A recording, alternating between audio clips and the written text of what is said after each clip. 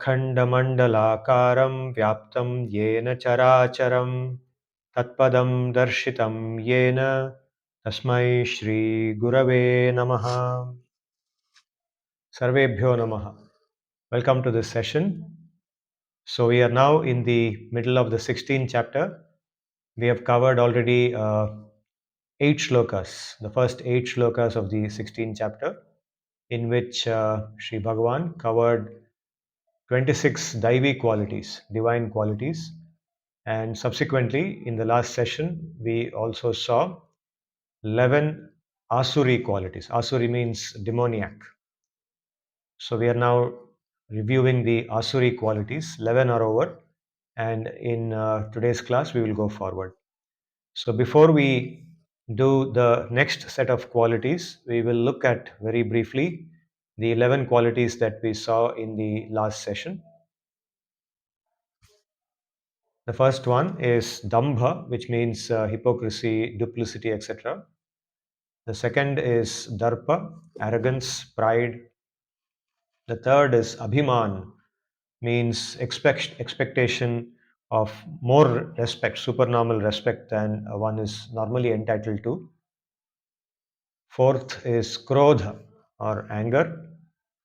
The fifth is parushya, that is harsh speech, rude speech, hurting others. Ajnana is the sixth quality, referring to absence of wisdom, absence of practical wisdom, discrimination. Seventh is pravritti nivritti aviveka, means lacking the discrimination between dharma and adharma, not knowing what is the correct engagement in dharma or the correct way to abstain from adharma. Eighth, absence of cleanliness, shaucham na vidyate. Ninth, acharaha na vidyate, means lacking of proper conduct, not knowing how to behave properly. 10th, satyam na vidyate, lacking truthfulness, lying, cheating, being hypocritical. And finally, the 11th one, we named it Anishwara Drishtihi, in the absence of the understanding of the existence of Ishvara. There are alternate philosophies which interpret how this world exists, what are the basic principles in this world. So we saw asatya, apratishta, this world has no foundation. This world is all mithya, it's illusory. There is no one called Ishvara. Then this world is born of aparaspara sambhuta, which means it is not born because of contact between two parents. That is one interpretation. It is born akasmat, just accidentally something is produced. The second is it's born only of contact and there is no other factor. That's another meaning. And kama haitukam means basically whatever reason, logical reason one gives for the production of something, that is the way that it should be interpreted. That is, it's all subjective. There is no objective reality. So this is called kama haitukam swecha. One's own interpretation becomes the cause of the manifestation. So Anishwara Drishti is the 11th asuri quality, demoniac quality. This is how people interpret this world when they have an asuric mentality. So although asuri by itself seems to suggest wicked, sometimes you will find that people who are not so wicked also have these kind of misconceptions of the reality, which the Bhagavad-gita considers as misconceptions or as not valid. The Bhagavad-gita does not accept such interpretations. It advocates the existence of Ishvara as the fundamental. Ishvara Jnana is fundamental to the understanding of dharma. Dharma without Ishvara Jnana or without accepting the existence of Ishvara is not dharma. It is just a mental imagination or a mental conception. So the acceptance of Ishvara, understanding, realization, awareness of Ishvara is essential, is at the core of understanding dharma. So with this, we covered 11 qualities up to the end of the last session. In today's session, we go forward. We will do 4 more shlokas today. The first one is the 9th shloka of the 16th chapter. So Shri Bhagavan says, Etam drishtim avashtabhya nashtatmanolpabuddhayah prabhavantyugra karmanah क्षयाय जगतो हिताः एतां दृष्टिमवष्टभ्य नष्टात्मानोऽल्पबुद्धयः प्रभवन्त्युग्रकर्माणः क्षयाय जगतो हिताः. So let's try to understand the asuri qualities given in this shloka. There are three qualities here. The first is Nashtatma, it says, accepting these views. You see, the previous shloka he talked about Anishvara Drishti, says there is no Ishvara. Asatyam apratishtamte jagadahuranishwaram aparaspara sambhutam kimanyat kamahaitukam. That was the last shloka. Now, so in this shloka he says, Etam drishtim avashtabhya, accepting this kind of a view, adopting this paradigm, the people become Nashtatma. Nashtatma means what? You can say nashtam atma yasya saha, or nashtaha atma yasya saha. One who is ignorant of the self as the pure jivatma. This is the meaning of nashtatma. Person who doesn't have the knowledge that oneself, or he, she, that person, myself, am the pure jivatma that's different from the body. Considering the self to be the body. It is called nashtatma. There is no atma. It's only the body which exists. Okay, so this is called Nashtatma, one who is ignorant of the self as the pure Jivatma. And this exists when there is a high influence of Rajas or Tamas. When there is a very high influence of Rajas or Tamas, or Rajas and Tamas, then it is very difficult to accept, or one's intelligence does not have the sharpness to be able to appreciate that there is something called the Atma which is different from the body. There is something called a different, there's something called a substance which is different from the material substance. Everything is matter. So when sattva becomes more, when sattva increases, one requires at least some sattva to be able to appreciate this. Okay, somebody with more rajas and tamas, by virtue of friendship or by virtue of enculturation, by virtue of being part of a culture, a larger society which says that the Atma exists, may also theoretically say, yes, okay, I accept. But then to be able to really perceive it, to be able to actually have a deep conviction, Shraddha, that there is an Atma, the Atma is different from the body, one requires at least some Sattva in them. So when Sattva Guna increases, then one is able to appreciate that and one is able to see that truth. Okay, Sattva means strength or clarity of mind. Sattva brings clarity of mind. And so sattva guna is essential to be able to see this. And that's another good reason why we should cultivate sattva. We should overcome rajas and tamas. So this is the meaning of nashtatma. The next quality is alpa buddhi. Alpa buddhi, alpa means small, buddhi means intelligence. So literally, this means one with a meager intelligence. So here, in the context of Bhagavad Gita, one with a meager intelligence doesn't mean somebody who cannot solve very complex mathematics problems or who is not able to understand some big theory in social science. Here it means one who is unable to distinguish between dharma and adharma, one who mistakes dharmic activities for adharma, or activities which are useless, and thinks that adharmic activities are the ones that are meant to be done. Indulging in, for example, trying to get the better of others, uh, trying to be very shrewd, trying to be cunning, cunningly get the better of somebody else, hide the truth, and manipulate someone to do your job. That is very smart. Okay, thinking of that to be very smart. Okay, thinking of oneself as very intelligent if one is able to do such things. So this is mistaking adharma to be dharma. And this is called alpa buddhi, one who is less intelligent, because it leads, when you do such things, it only creates more pap. Okay, pap does not come only by killing somebody or hurting somebody. Pap comes even by doing this, by shrewdly manipulating somebody for one's own advantage, with the other person innocently believing in you that he's trusting you, misusing his trust in you. So this is called alpa buddhi, foolishness, because it only earns pap and creates more suffering for the person in the future. So the 13th quality is alpa buddhi.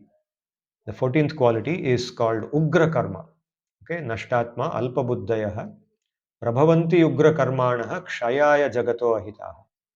So ugra karma means one who performs actions, ugra, that harm others. Ugra means aggressive, harmful, violent, harmful to others, and which spread evil feelings and unrest among people. Okay, doing things which spread unrest among people, disturbance among people, right? Even it could be even a matter of speech. Just speak something. A few days back, there was a news in the media. I'm sure many of you must have seen this. That some politician, a lady politician, she made a comment on the Indian cricket captain, Rohit Sharma, saying that he is too fat. Okay, some comment which, if you think about it, maybe he is too fat, but then why should this politician, who has no connection to cricket, who should be doing the job that her constituency requires from her, instead making a loose comment on Twitter, on a public platform like that, where she has no business. And the Indian cricket captain is selected by the selection committee, and they go through a very rigorous process. They know what they are doing, and the cricket captain, he's got his people behind him. They are working with him, and they don't have any problem. They are okay with it. They're okay with his fatness or thinness or whatever it is, and he himself is performing whatever way in the game. Why should this politician who has no connection to it go and make a comment? And we saw how immediately after she makes that comment, a lot of people have to come and report on it, and the media, of course, will make a business out of that. And it unnecessarily spreads feelings. Some people are now commenting on her party, and her party immediately comes forward and says, we have nothing to do with this. We distance ourselves from this comment. We don't accept this. So now she's all alone with that comment, and she has to now figure out what she said and why she said it. And you can make out that that was just completely useless. Okay, that is called ugra karma. Even by speech, ugra karma doesn't mean taking a gun and shooting someone. That also is ugra karma. But even something like this, which unnecessarily disturbs, creates unrest among people, and eventually ugra karma of this type goes towards the destruction of this world. It exhausts people. Instead of people engaging in constructive activities, now they are spending time on reading her comment and criticizing her, and trying to making this. So all this is the kind of thing we should avoid in life. Just keep focused on our job. If somebody is doing something, let them do what they want to do. Do your job.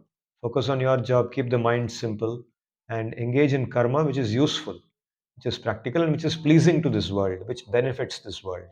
Okay, that is the opposite of ugra karma.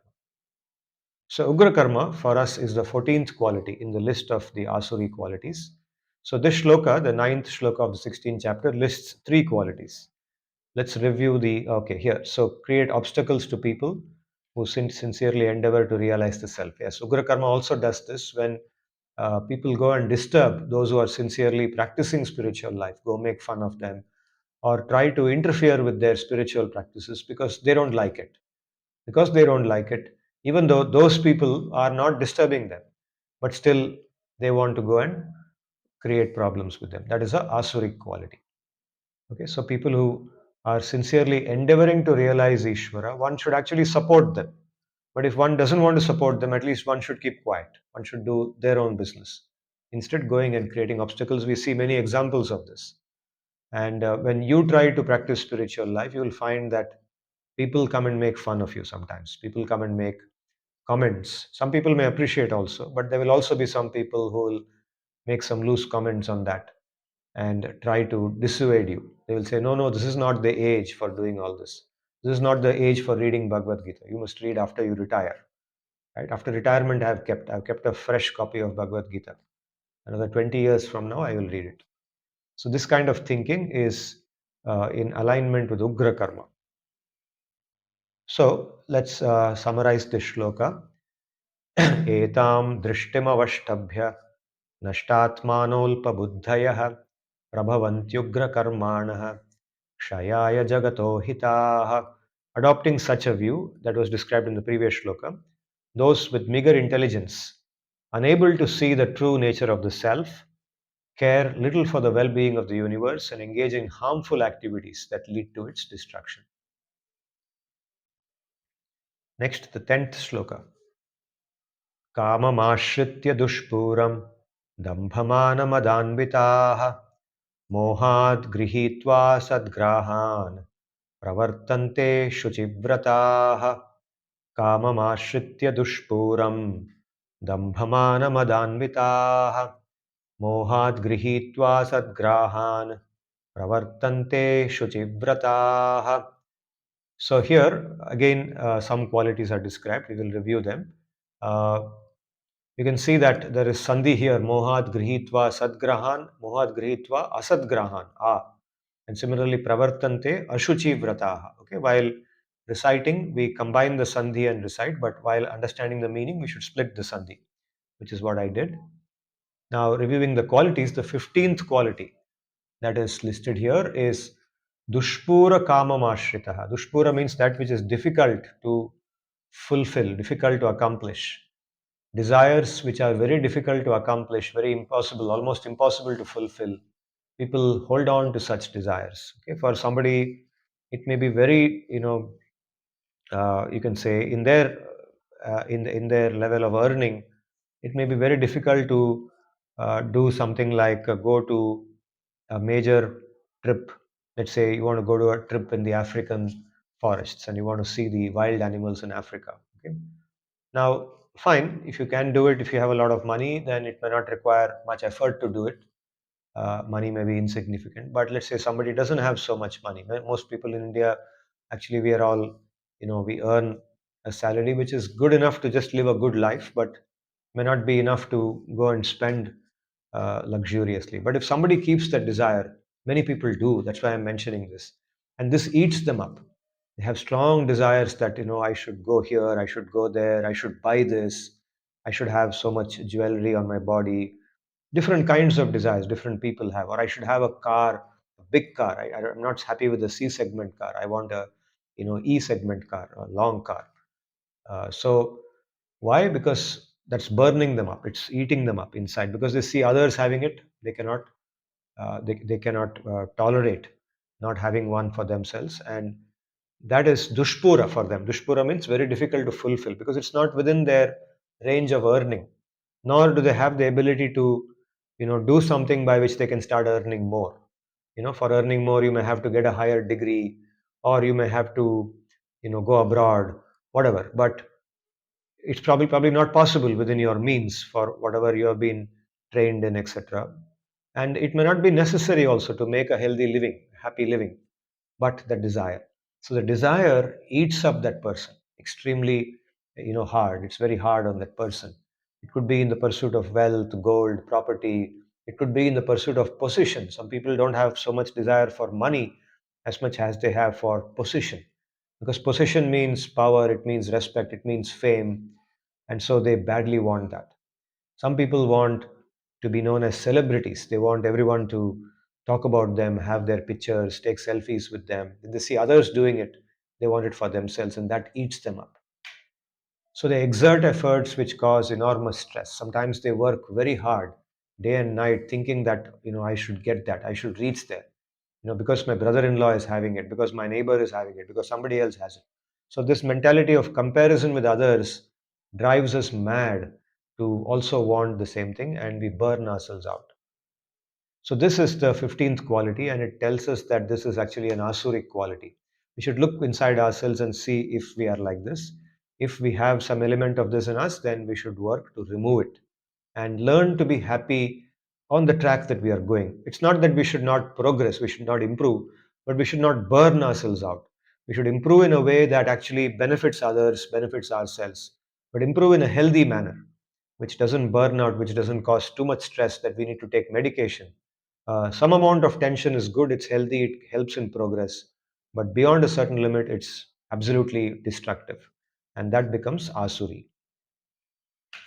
16th quality, dambha mana madanvitaha. Damba mana. Damba means, like we said earlier, hypocrisy or duplicity. Mana means here, mana by itself, the word means dignity or respect, but here when it is used, it means one who expects excess respect, supernormal respect, more than what is normally due in social circumstances. One who wants to be respected. Now, damba mana mada. Mada means intoxication. Mada generally means intoxication or a madness due to intoxication. One who is not able to control their mind and senses because of, say, drinking too much alcohol or taking some drug which completely freaks out one's mind. Now, here in this context, this phrase "damba mana madanvita" can be understood in one way as a person who is intoxicated because of the excess respect that they get owing to their activities of hypocrisy and pretense. Okay, so this could be one way: endowed with intoxication owing to false respect gained through duplicity. And this is something we see around in society. Someone gets some kind of position, power, and using that power they engage in acts of duplicity, cheating, or pretending to be something that they are not, trying to put themselves up in front of innocent people who can a little bit, they succumb to that guile, they succumb to this duplicity of that person, and they believe, oh, this person is so great, and they praise that person, they become sycophantic towards that person.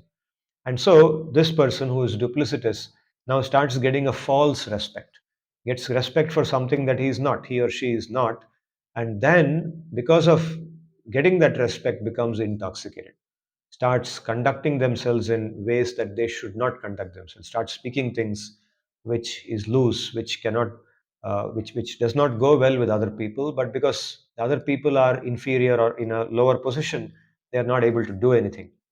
So this is Dambha Mana Madanvita.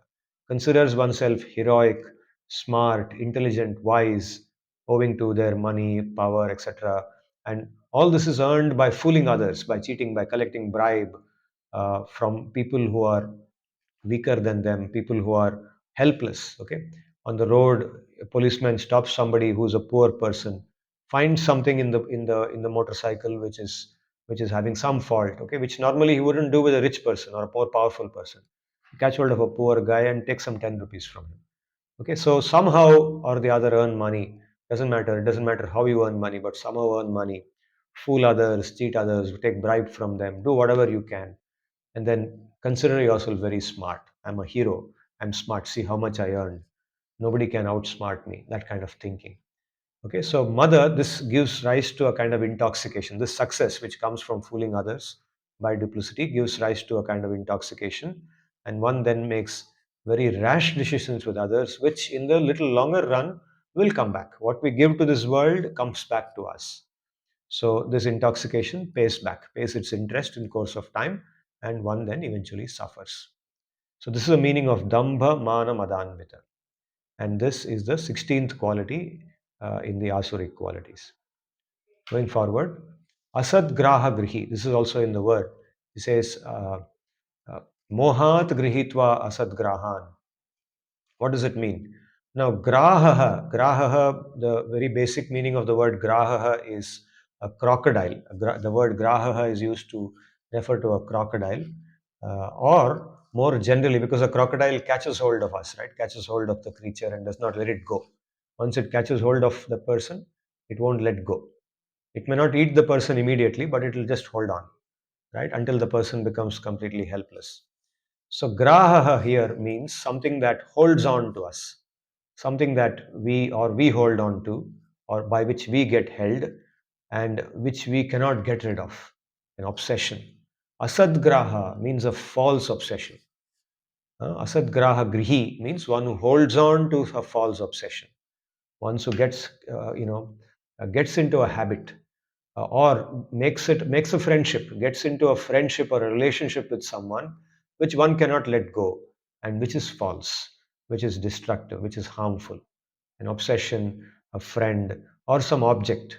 Okay, an object in life, like some kind of an instrument or some kind of a something which one recreates, or even a mobile phone, for example. A mobile phone for many people today is an asadgraha, because with that mobile, you'll see someone completely obsessed all the time on some kind of social media like WhatsApp or Twitter or YouTube, just endlessly posting messages, watching videos, making comments, etc. It's an asadgraha because it just holds that person, is it's actually trapping that person, just like a crocodile traps a person, doesn't allow him to do anything else.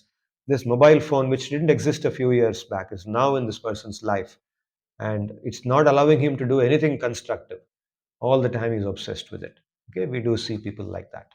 And this is something we should not become a victim of. We should be very cautious. We should introspect in our own lives and see what is an asad graha in our life. If we have an asad graha in our life, we should immediately get rid of it or figure out how to get rid of it. It could be a habit, it could be a mobile phone, it could be some other object, it could be a friendship with somebody who sucks. You see, the English word sucks means this. It just sucks away our energy. It just makes us weak. It destroys us eventually. So asadgraha grihi. So this is the 17th asuric quality. Going forward, the next quality is ashuchi vrataha. Ashuchi vrataha means a person who has a vow that is impure. Okay, so ashuchi, we know shuchi means clean or pure. So external cleanliness, cleanliness of the body, and internal cleanliness or cleanliness of the mind, the thoughts and so on. That's what we studied earlier. Ashuchi means the opposite of that, impure. And ashuchi vrata here means a person who takes vows or makes commitments, okay, which are impure in nature. Okay, so we already have referred to vrata, which is a daivi quality, doing vrata. Like, for example, I said Ekadashi Vrata. Tomorrow again is Ekadashi. So Ekadashi Vrata is not a Ashuchi Vrata, it's a Shuchi Vrata. Because in that Vrata, we purify ourselves. We abstain from eating grains. We may take only fruits, or some people may not take anything at all. And we contemplate, we spend our time thinking of the Ishvara, thinking of our Guru, thinking of the mantra that the Guru has given us, or thinking of topics like the Bhagavad-Gita, and engaging our mind in something constructive. And even if one doesn't have a time for these things, one tries to keep the mind calm so that one can support one's upavas, fasting. So all that is Shuchi Vrata. But let's say somebody takes a Vrata which involves killing animals. Okay, killing an animal and offering the meat to that deity. Okay, some people believe that that deity, for example, Kali. Okay, I'm not saying everybody who worships Kali is like that, but there are many people, for example, they think that offering chicken or a goat or sometimes human being, a human child. Sometimes even in Jharkhand we hear this news that some child was kidnapped, and then the body of the child without the head was found somewhere. Horrible news. And this is because of these kind of practices, witchcraft. So doing a vrata which involves killing a living being, offering it to the deity, offering the meat to the deity, or drinking the blood of that living being, right? Or offering alcohol to the deity, offering marijuana to the deity. So all this is Ashuchi Vrata. So Ashuchi Vrata is a form of Asuric quality. It is extremely Asuric quality, and any form of Vrata somebody does like that is obviously something to be given up, which will only create more suffering for them in the future. It will not lead to anything constructive. So, reviewing the 10th shloka again. Kamamashritya dushpuram dambhamana mohad grihitva sadgrahan pravartante shuchivrataha. They conduct their lives nurturing desires that are very difficult or impossible to satisfy, and being endowed with intoxication that comes from the duplicitous gain of honor and respect, holding on to false obsessions and practices that emerge out of their delusion. It's coming from moha, and following unclean and impure vows. Okay, so these four qualities are further qualities that describe people with Asuri Sampat. Next, going to the 11th shloka. The 11th shloka of the 16th chapter is as follows: Chintam aparimeyancha pralayantamupashritaha kamopabhoga paramaha etavaditi nishchitaha. So, what are these? What are the qualities mentioned here?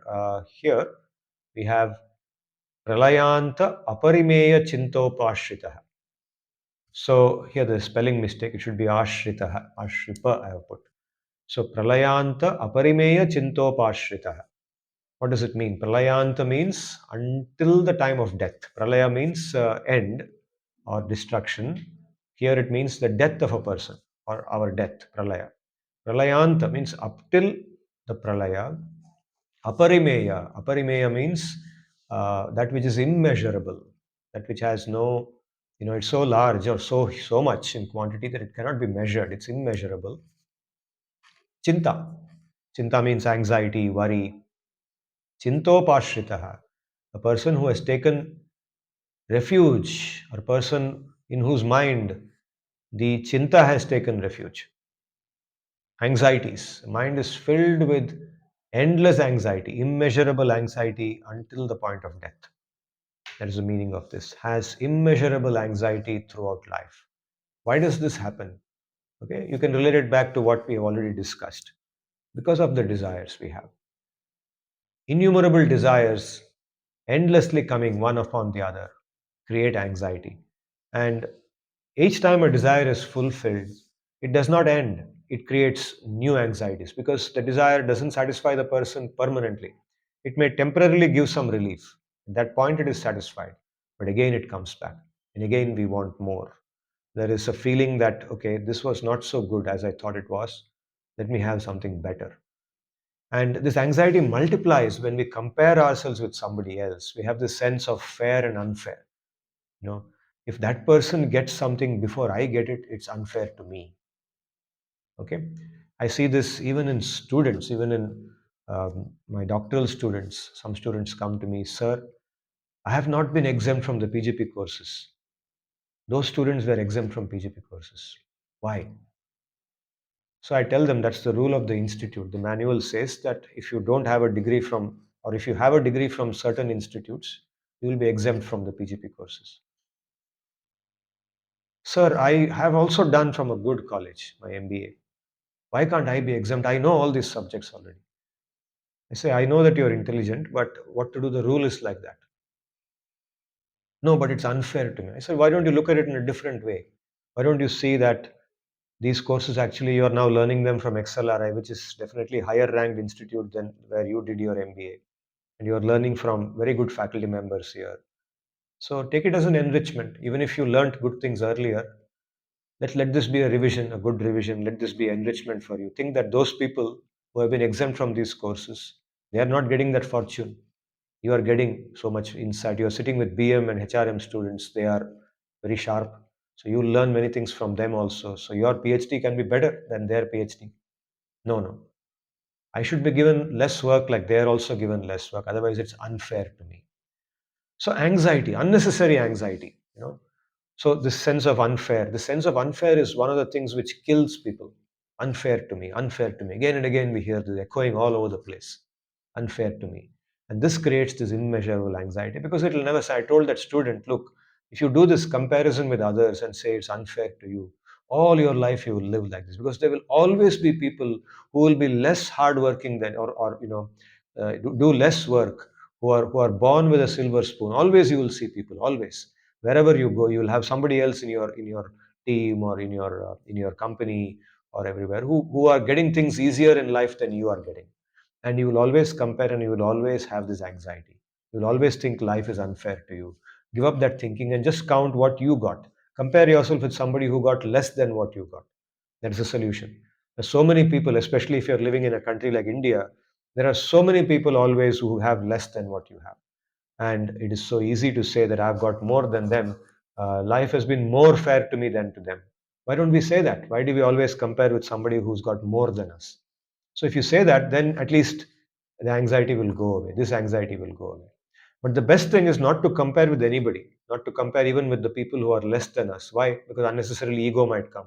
So instead, just think, I have been blessed to hear the Bhagavad-Gita. I'm getting a chance to think about, contemplate about something that I never thought existed in this world. Let me listen to this kind of knowledge and elevate myself. Whatever I have, let me use it for the benefit of other people. And if we think like that, instead of thinking fair and unfair, then all anxiety will be over forever. There will be no anxiety left in life. Okay, we just see ourselves as a small fragment of the Ishvara and living or existing for his service. Right? Everything belongs to him, everything lives in him, everything exists in him, and he exists in everything. Then life becomes perfect. So pralayanta aparimeya chintopashrita is an asuri quality, and if we have any little bit of this in us, then we should work to get rid of it. So this is the 19th quality. And then Sri Bhagavan says, Kamopabhoga paramaha. So this comes, I mean, this is just what I explained now. Kamopabhoga paramaha means one who considers material enjoyment, kama upabhoga, kama, material enjoyment or desire, upabhoga, to enjoy, experience that enjoyment, is the ultimate purpose. Paramaha means that is the ultimate purpose of life. Life is meant for enjoying, not nothing else. There's no other goal in life. There's nothing beyond it. Okay. So he says, Asha Pasha Shatair Baddaha, Kamakroda Parayanaha, Kamabhogarthamihante. So this comes, in the next shloka. So he says, this is the meaning, Kamopabhoga Paramaha, Etavati Nishtitaha. There is nothing beyond this.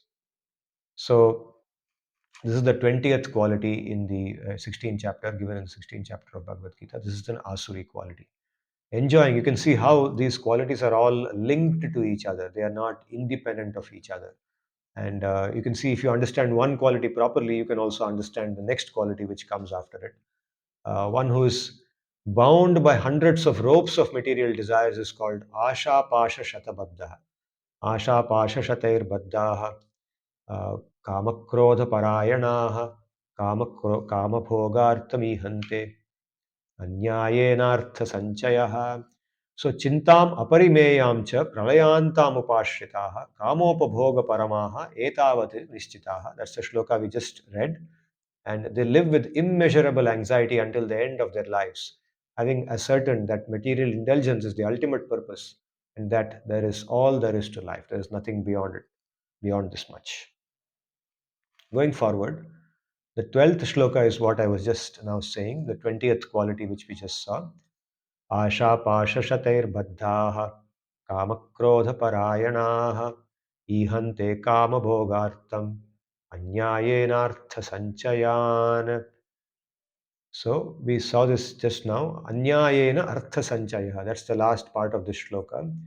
It says, because of these network of desires, you say asha pasha shatair baddha, caught in a web of desires, caught in a web of hundreds of desires. Shataha means hundred, shatam means hundred. Asha pasha, pasha means rope. Bound by hundreds of ropes of desires. Baddha, bound, it becomes anyayena artha sanchaya. Cannot get wealth by the normal process, because that's how it is. I mean, we are earning. For example, I'm doing a job as a professor. You are doing a job as something else. Someone else is doing some other job. Or even if you're a businessman who is not working for somebody else, working for yourself. After all, your boundaries define how much you earn, right? That is your normal earning, and within that normal earning, you can access certain kinds of, properties, certain kinds of enjoyment. But that's not enough. We want more. And therefore, we have to resort to something else. We have to resort to earning in a way which is beyond our means. And anyaya. That's where illegal means of earning comes, accumulates wealth by unfair means. So this doesn't seem unfair. It seems unfair if somebody gets more money, but if I get more money through unfair means, that is not unfair. That's very much fair. So this is the meaning of the shloka, which says, bound by hundreds of ropes of material desire, the Asuri people, they remain devoted to lust and anger, kama krodha parayana. Ihante kama bhogartham, for the purpose of material indulgence, they accumulate wealth by illegal means, anyayena artha sanchayaha. So this is the 12th shloka of the 16th chapter. So we have done 4 shlokas today, the 9th, 10th, 11th and 12th shloka of the 16th chapter. And we have covered 10 more qualities than we did in the previous session. So we have now covered altogether 21 qualities in the Asuri qualities listed in the 16th chapter. We have a few more to cover. In altogether about 28 Asuri qualities are listed here. So in the next session, we will complete those qualities as well. So with this, I will stop here. And the reason why we are reviewing these qualities is that we can identify within ourselves. First, begin with ourselves, then think of others. Inside ourselves, what daivi qualities do we have? I'm sure that all of us have some kind of daivi qualities or the other. But reflecting on the 26 that's given to us, we should work on strengthening them, increasing them to larger and larger extent by contemplating on them, praying to Ishvara to help us to increase them within ourselves, and at the same time work on removing these asuri qualities to the extent that they are present inside us. It's possible that some of us have some of these qualities. We should work on removing them and becoming completely pure. This is the meaning of purity. Purity does not mean just saying something pleasant, but removing these kind of qualities and developing those daivi qualities is the work of somebody who wants to become pure. This is the meaning of purity. So I will stop with this, and I will now invite you to ask your questions, comments, offer your comments. I'll also first unmute all of you.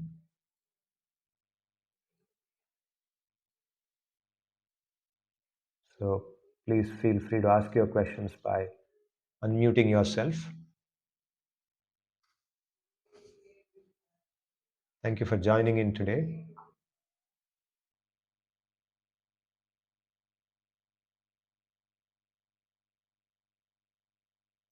Pranam sir, Akshat here. Yes, Pranam Akshat, can you hear me? Yes, sir, I can hear you, sir. Thank you. Thank you. Sir, just with regard to some of the Asuri qualities discussed today, particularly in terms of anxiety and material enjoyment. So firstly, as far as anxiety is concerned, sir, I understand that probably in this context we are talking about anxiety being created because of all the material desires and excessive desires, essentially, which are kind of perpetrating that. Yeah. But just to understand that there can be times, and I know the Bhagwan suggests that we should not be attached to the outcome of any task, essentially, which will help us and be calm about it. But till we kind of get to that level, sir, there can be legitimate anxiety from time to time regarding certain things. Yeah. So how do we draw how do we make that distinction between legitimate anxiety and excessive anxiety, which we have kind of brought on ourselves? Yeah, very good question actually, and very, very relevant to us. Very, very good question, very relevant to us. All of us, at least all of us who are attending this class, and me too, we are all, in different kinds of responsibilities in life. We are in a job, or we have a family to look after, or something like that. And so, all of us, at some point of time or the other, face anxieties which are, like you said, legitimate. I mean, they are very much within our boundary of responsibility, within the boundary of responsibilities. So here is where our sadhana helps us. Our daily sadhana, which is something that we should all do, meditate on Sri Bhagavan. And in the Kali Yuga, the process of meditating is by chanting his names, Harinama Japa. So when we do Harinama Japa, we calm our mind. We actually fill our mind with his thoughts. Harinam actually is a form of Bhagavan himself. Bhagavan comes into us through his nama. And when he comes in our mind, it actually not only calms our mind, it actually helps us to gain clarity on what is causing us anxiety and how to deal with it. It gives us that clarity of thought to be able to see that we are not, even though we are responsible for it, we are not the controllers of anything. There are so many factors which control things, and we can only do what is within our means. This ability to think clearly and see that, okay, this is within my means, this is not within my means. Within my means, I can do so much, and I should do what is correct. I should not do anything wrong. I should do what is correct, what is appropriate in a given situation. And if still that doesn't resolve the problem, if still that doesn't, sort out whatever is seeming to go not so correctly, then it's really beyond my means. So taking refuge of the Ishvara at that point of time is something that naturally comes when we do sadhana. We gain clarity, we get the strength to say that, to be able to get the strength to say that, okay, this is something that's within my means, I'll do my best. There's no point in being anxious. I'll just do my best and just accept whatever happens. If something goes wrong and people blame me for no fault of mine, I did what I could in my means, but still people are blaming me, I will just take it in my stride. So this is where sadhana helps. Sadhana gives the strength to be able to do that. And what also gives strength is our swadhyay. For example, if you read the Mahabharata And if you, for example, or Ramayana also, you'll see character like Yudhishthira, how they have gone through so much difficulty, but they keep their mind very cool. They know that this is not in my control. Yudhishthira is now asked to go on a 13-year vanavas for nothing wrong that he has done. He's dragged into a gambling match. He doesn't want to play it. In fact, when Midura comes to invite him, he says, I don't know why I'm being asked to play this. I don't want to play it. And then when he hears that Shakuni is being used there, Duryodhana has brought Shakuni to actually help him to play the match. Then he says, no, no, then I surely don't want to play. And then he thinks a little bit and realizes that Dhritarashtra has sent the invitation. And Dhritarashtra is his father, is like his father. So he says, if he has sent the invitation, I cannot refuse. I have to go. So he is dragged into something and he has to do it, and he is cheated. He has no control on it. He is completely cheated by that Shakuni. And he is now made to go on that Vanavas. In between, his wife is insulted. So he's just going through a process on which he has no control, he has no fault of his. He just does what he can do. So when we think of a character like that, when we contemplate on, okay, what would Yudhishthira do if he was in my shoes? If he was working in my company, in my position, and if he is given the same situation, how would he respond to it? So when we contemplate on that, it gives us some strength, and it says that, okay, I know I can do this much. I can go and tell people what I'm capable of. I will not pretend to be something more than I am. And I will try my best to do it to whatever extent I can, but beyond that, I cannot do. I will not burn myself out. Burning oneself out is not dharma. It is not inspiration. It's not a great quality. Sometimes, in the false, the Western world brings in these paradigms. One should work extra hard. One should work so many hours a week, 90 hours a week. I know Steve Jobs used to work like that. Steve Jobs, a workaholic, is an inspiration. You can rest after you die. These kind of slogans we hear, these are all meaningless slogans. These are asuric qualities, actually. This kind of thinking about, you can rest after you die. Now you're alive, and as long as you are alive, you should be awake. So, and here MBA students are influenced by this kind of thinking. It's considered very cool to sleep only 3 hours a night, because if somebody sleeps 8 hours a night, it means they are not cool. They are like lazy and they're old fashioned. So misconceptions. So person who gets burnt out is a cool person. I don't know. It's contradictory, actually. Person who gets burnt out is actually getting burnt out. How can it be cool? So, so we should get rid of that and take anxiety to the extent, over time, if anxiety persists, then we should analyze, why is it coming? Where is it coming from? Am I overworking? Am I doing more than what I should be doing? Does it require me to change my job? If it ultimately comes to that, this job, there's no way in this job I can live, I can work peacefully, then look for a different job eventually. Well, I don't know to what extent I have answered your question. Akshat, I want your opinion too on this. I want to hear what your perspective is. Yes, sir. No, I think you've summarized it very well, sir. Thank you for that.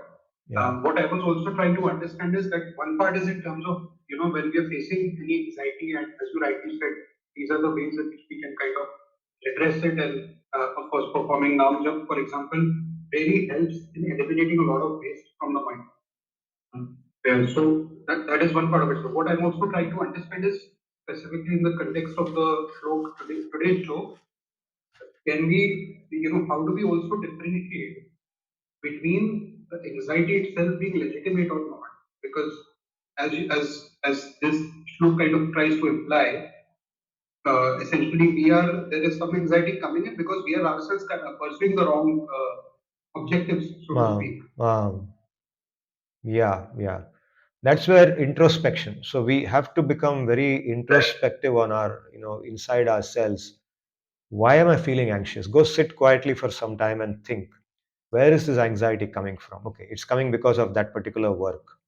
Okay, what is involved in that work? This has to be done, that has to be done.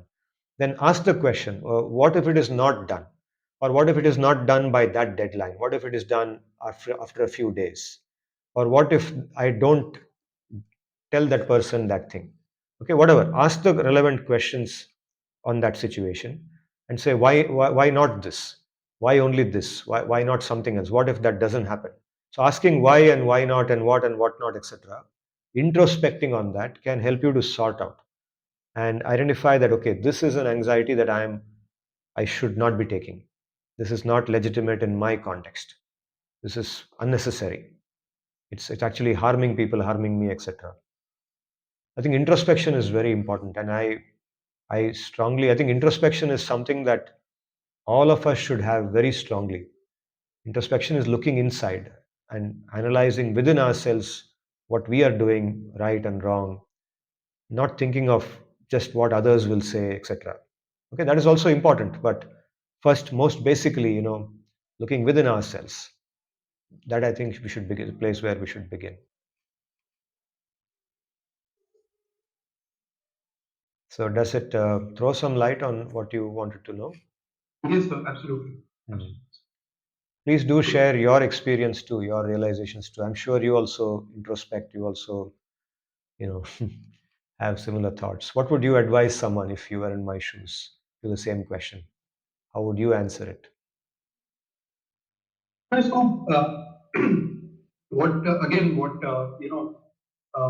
I have observed for myself is that many a times there is just the physical reaction kind of comes first many a times, and it can come many in terms of anxiety, and it can come sometimes for very trivial reasons as well, or which are apparently trivial. So just even as simple as doing some task, just the thought that this particular task has to be done without necessarily the task being difficult. Even those kind of things sometimes they end up creating anxiety.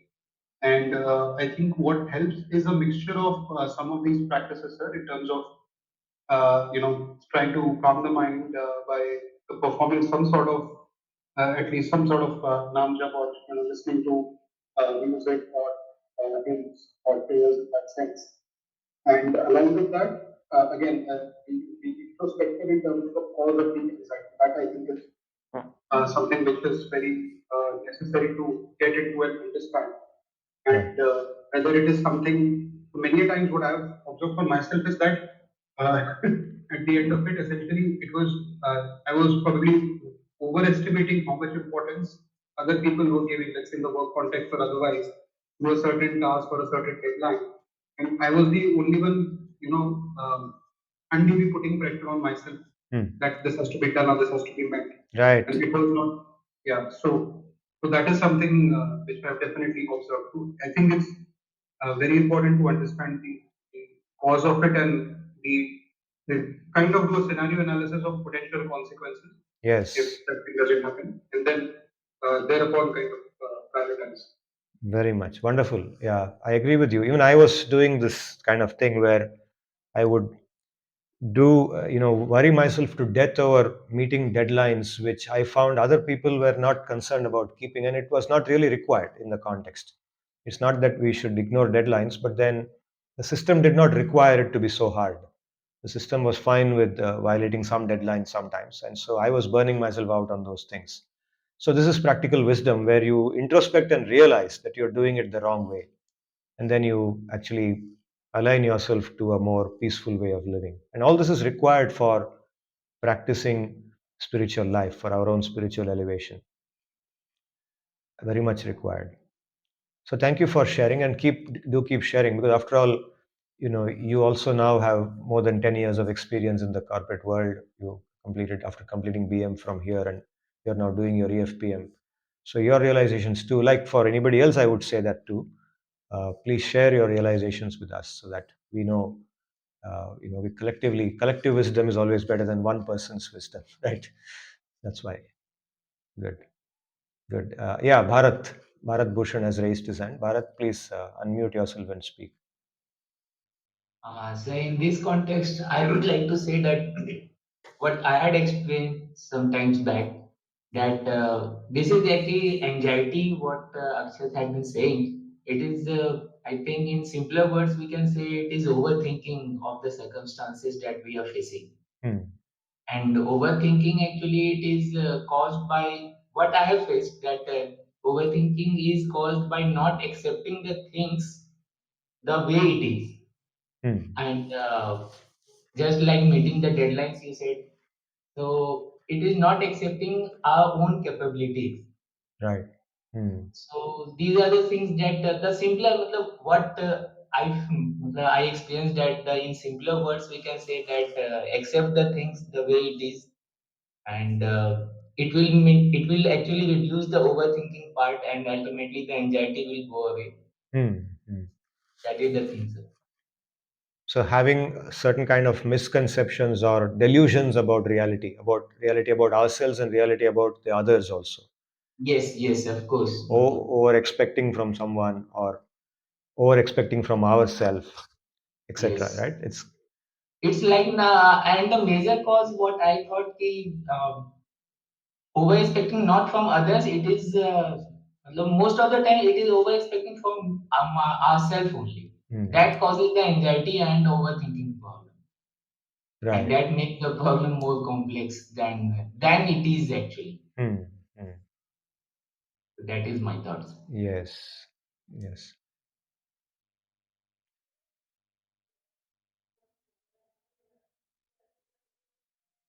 Very good. Very nice. I have seen actually people, some of my own guru bhais, they have certain maturity in them, and they're able to accept the reality more calmly. Certain things are outside your control. They do what is in their control, and then they accept that these things cannot be just changed like that. I can't just wish it away, or I can't just wish it to happen. It has to happen by its own natural process.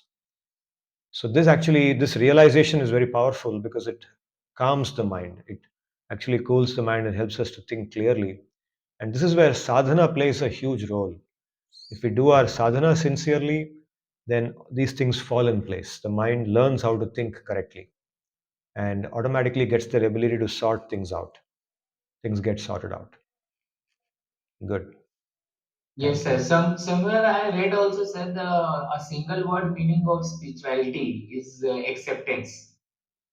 So accepting the thing the way it is in the world, in the environment, that is the first step towards the gaining your spiritual wisdom. Hmm. Hmm. Yes. Very good insight. Yes. Thank you.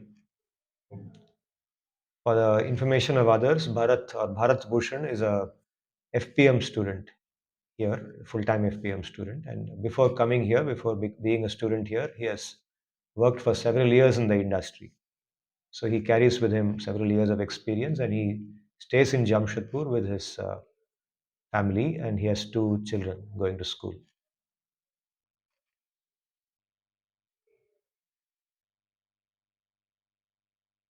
Yes, Sarthak, did you raise your hand or something sometime back? Yes, I can see your hand gone up. Please. Pranam, sir. Yes, Pranam. Sir, even I had some comment or observation to make in this particular regard regarding anxiety. So, although I'm not able to completely implement it in my life, or I also get anxious on multiple occasions, but there is a thought experiment that I did, or maybe I may have heard it also, but I also conducted some thought experiments. Hmm. So, there are times when we go through some difficulties, and there are times when we go through joys. So, reflecting back, there might be some time in school when you were supposed to do some homework and you forgot about it, and then you are anxious. Arey, I have not done that homework. Hmm. Or maybe there is some exam and then you were very much anxious about it. Or there could be some responsibility that you had to play. You are anxious about it. Now, at this particular point of time, you are not at all anxious about it. Hmm. So good times will come, bad times will come, and then they will go. This too shall pass, but you shall remain. Yes. Even this is from the perspective of this birth. So in my past life, did I manage to turn off the stove at the right time so that the milk does not boil over and spill out? It does not matter to me right now. So, from my existence perspective, things will come and go. I am only the witness. So, in that sense, if one is able to live it, it might be actually helpful that things will come and go. And I am, and I was there, and I will remain too. So, because I am the Atma, I am the Sakshi, I am the witness. So material things will come and go. So I think that acceptance, if I am able to implement this observation in my life, so then it will reduce the anxiety that I have. This is what I feel. Yes, yes. In fact, the insight that you offered is what the Bhagavad Gita is giving us right from the beginning. Krishna begins with the eternal nature of the self, right? That's the very first lesson that he gives to Arjuna, the second chapter. Begins with that. And so that is the basis for all spiritual life. The basis is to understand our eternal, unchanging nature and be able to see the world as distinct from us. So the world is a changing world, temporary world. Things keep changing, but our nature is eternal.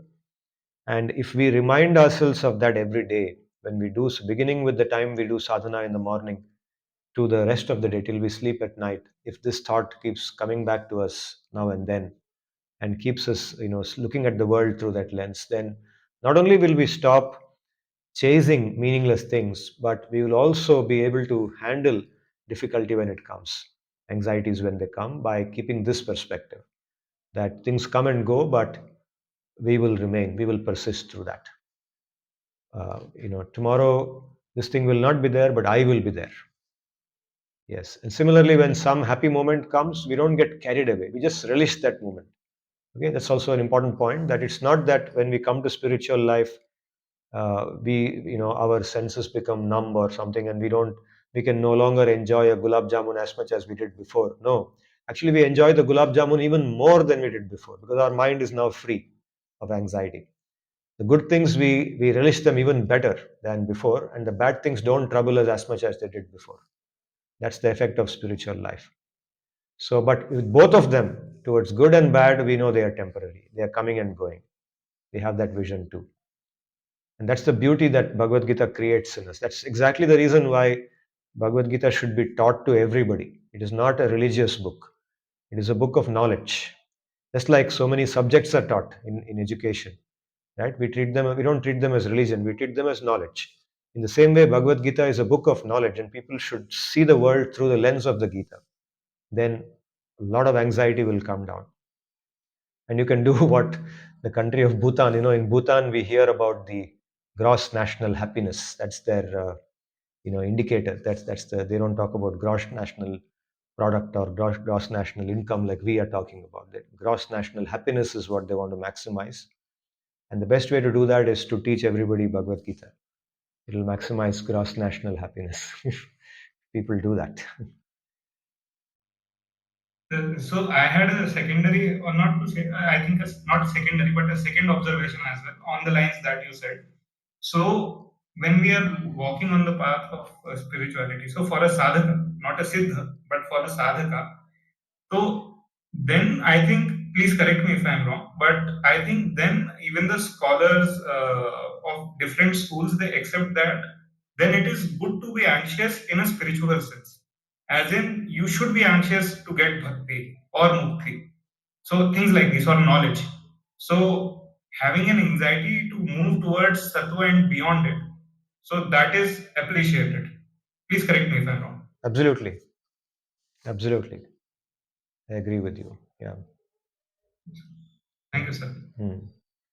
So then, if someone finds oneself in a situation as in it is hampering towards spiritual growth, then it is fine, fair enough to be anxious to switch to a different thing wherein you are able to be more progressing in that path. Yes, very much. So, adjusting our life in a manner, making adjustments which are favorable to our spiritual life is extremely important. Otherwise, we'll never be able to make progress. Spiritual life should be the most fundamental thing, most fundamental aspect of life, and adjusting things around it, living our life in a way that enriches that spiritual part of life. We don't have to give up our job or our family or anything. Living in our family, doing our job, we can keep spiritual life as the foundation for everything, as the one that gives the energy, the supplier of the voltage comes from there, right? Makes sense, isn't it? Yes, sir. Yeah. Thank you, sir.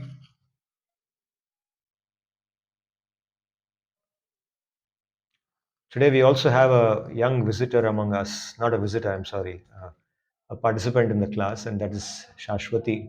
She's the youngest among us. Shashwati, are you there? Yes, Pranam. Pranam. Where are you right now? Are you still in your campus or you have gone home? No, sir, I am at home now. Okay, good. And did you tell me that your home is in Bhubaneswar? Yes, sir. Okay, good.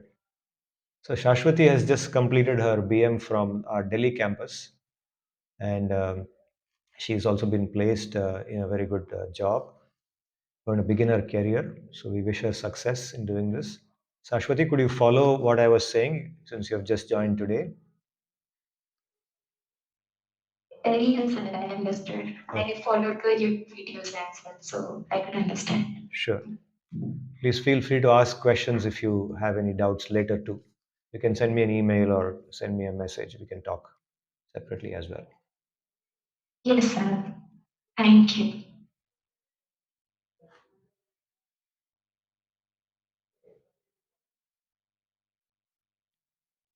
We had a good discussion today. Further questions from anyone? Okay. If there are no further questions, we can close for today. We will do the Antya Mangalam. And please chant the Hare Krishna mantra with me when I'm chanting it. I'll just go to the next slide.